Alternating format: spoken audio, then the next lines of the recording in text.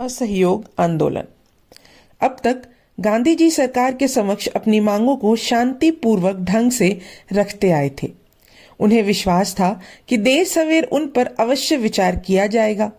इसलिए प्रथम विश्व युद्ध के दौरान उन्होंने सरकार का भरपूर समर्थन भी किया था। लेकिन रॉलेट एक्ट, जालियांवाला बाग नरसंहार और हंटर कमेटी की एक पक्षीय जांच ने उन्हें इस संबंध में पुनः सोचने के लिए विवश कर दिया। गांधी जी आरंभ से ही हिंसा और उग्रवाद के प्रबल विरोधी थे, परंतु वे नहीं चाहते थे कि उनके नरम और सहयोगपूर्ण व्यवहार को उनकी कमजोरी समझा जाए।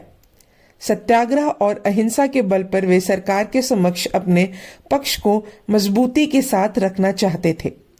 अतः सितंबर 1920 में कलकत्ता के कांग्रेस अधिवेशन में उन्होंने असहयोग आंदोलन का प्रस्ताव प्रस्तुत किया। इसके अंतर्गत निम्नलिखित लक्ष्य निर्धारित किए गए। पहला, ब्रिटिश सरकार द्वारा दी गई उपाधियां और सम्मान वापस लौटाना। दूसरा, सरकारी समारोहों का बहिष्कार। तीसरा, काउंसिल व चुनावों का बहिष्कार। चौथा, शिक्षा संस्थानों का बहिष्कार। पांचवा, अदालतों का बहिष्कार। छठा, सेना में भर्ती होने से इनकार करना।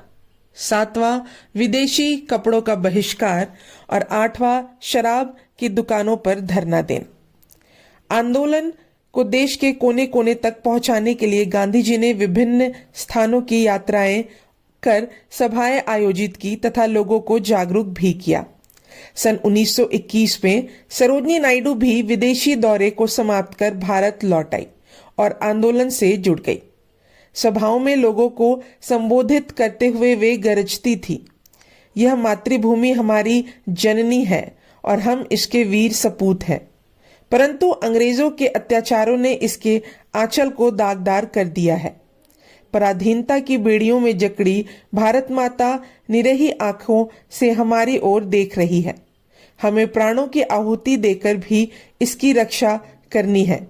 मैं आह्वान करती हूँ कि आप लोग इस आंदोलन में सम्मिलित होकर अंग्रेजों को दिखा दें कि यदि भारतीय जाग उठे तो उनका भारत में एक दिन भी रहना असंभव है।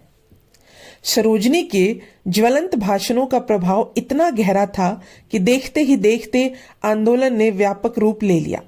युवक स्कूल कॉलेजों का बहिष्कार करने लगे। वकीलों ने कोर्ट कचहरी में जाना छोड़ दिया। सरकारी कर्मचारी भी आंदोलन में कूद पड़े।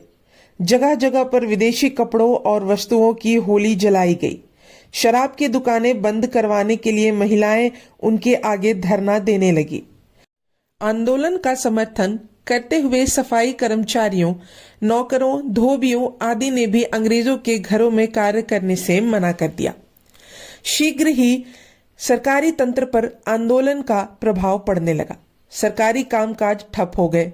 ऐसे में हाथ पर हाथ रखकर बैठना सरकार को मुसीबत में डाल सकता था। अतः पुनः दमनकारी नीतियों का सहारा लेते हुए अनेक प्रमुख नेताओं को जेल में डाल दिया गया। लेकिन इस बार उनकी यह नीति असफल हो गई।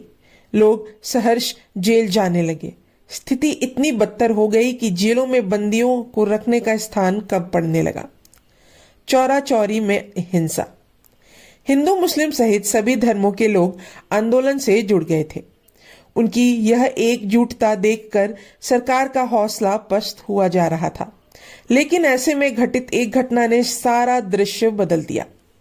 4 जनवरी 1922 को उत्तर प्रदेश के गोरखपुर जनपद के चौरी चौरा नामक एक छोटे से गांव में असहयोग आंदोलनकारियों का जुलूस निकल रहा था। इसी पूरी तरह से अहिंसक और शांतिपूर्ण ढंग से संचालित किया जा रहा था। लेकिन कुछ अंग्रेज सिपाही आंदोलनकारियों पर छीटाकशी करने लगे। बार बार अपशब्दों को सुनकर अंततः युवा आंदोलनकारी चिढ़ गए और उन्हें एक की दो सुना दी। अंग्रेज भला अपमान कैसे सह सकता था। वे जुलूस पर फायरिंग करने लगे। इससे एक आंदोलनकारी वही ढेर हो गया।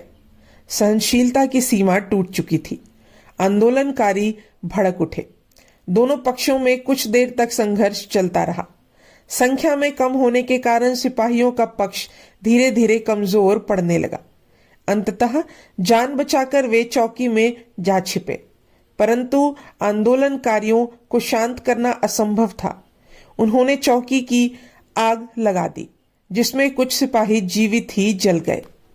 इस घटना से गांधी जी बहुत आहत हुए। असहयोग आंदोलन में वे अहिंसा को आत्मा के समान मानते थे। उन्हें विश्वास था कि इस आत्मशक्ति के बल पर वे अंग्रेजों को झुकाने के लिए विवश कर देंगे। परंतु जब आत्मा ही नष्ट हो जाए तो सारा शक्तिपुंज नष्ट हो जाता है। उन्हें लगने लगा कि देश अहिंसक आंदोलन के लिए अभी परिपक्व नहीं हुआ है।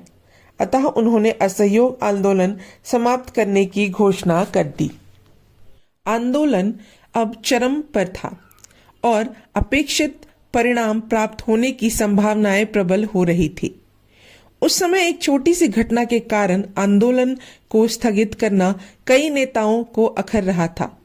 इसके फलस्वरूप गांधी जी को अपने समर्थकों की कड़ी आलोचना का भी सामना करना पड़ा। चौरी चौरा में घटित हिंसात्मक घटना की जिम्मेदारी उन्होंने अपने सिर ले ली थी। अंततः अवसर का लाभ उठाते हुए गोरी सरकार ने 10 मार्च 1922 को उन्हें बंदी बना लिया। न्यायिक प्रक्रिया आरंभ हुई। गांधी जी पर राजद्रोह का आरोप लगाया गया था। सबूतों एवं तथ्यों को तोड़ मड़ोड़ कर प्रस्तुत करते हुए सरकारी वकील उनके लिए कठोर दंड की अपील कर रहे थे। इस संपूर्ण कार्यवाही को अदालती नाटक कहना अधिक उपयुक्त होगा, क्योंकि मुकदमे का परिणाम सभी को विदित था। सरकार किसी भी स्थिति में यह अवसर हाथ से जाने नहीं देना चाहती थी। इसकी आड़ में उसकी योजना गांधी जी को जेल भेजकर आंदोलनकारियों को कुचल देने की थी, जिससे वे फिर सिर उठाने का साहस ना कर सके। मुकदमे के दौरान सरोजनी अदालत में उपस्थित थी। उन्हें अपने निकट देखकर गांधी जी ने आश्वस्त होते हुए कहा था, तुम मेरे पास बैठोगी, जिससे अगर मैं टूट जाऊं तो तुम मुझे संभाल सको। बाद में सरोजनी नायडू ने अपनी भावनाओं को व्यक्त करते हुए लिखा था, कानून की दृष्टि से वह एक बंदी और अपराधी थे। तथापि जिस समय महात्मा गांधी अपनी दुबली पतली गंभीर अपराजय काया लिए घुटनों तक की मोटी धोती पहने अपने निष्ठावान शिष्यों और साथी बंदी शंकरलाल बैंकर के साथ न्यायालय पहुंचे तो समूचा न्यायालय उनके प्रति अन्यास सम्मान प्रकट करने के लिए खड़ा हो गया।